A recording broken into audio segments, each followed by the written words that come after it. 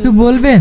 হ্যাঁ বাবা, কথাটা তুমি কেমন ভাবে নেবে বুঝতে পারছি না, কিন্তু তুমি কিছু মনে করো না। আমি বলছিলাম তোমার যদি কোনো আপত্তি না থাকে শ্রাবণীর সাথে তোমার বিয়েটা না হয়।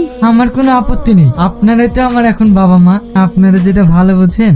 আলহামদুলিল্লাহ। ওগো শ্রাবণীর আব্বা, যত তাড়াতাড়ি পারো ওদের বিয়ে দেওয়ার ব্যবস্থা করো। ঠিক আছে, আমি তাই করছি।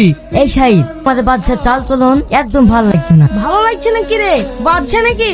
এবার তুই কি বলছিস? আমি ঠিকই বলছি, তোরা হয়তো জানিস না, তুই দেখতে পাসনি বাচ্চা কেমন পাল্টিয়েছে।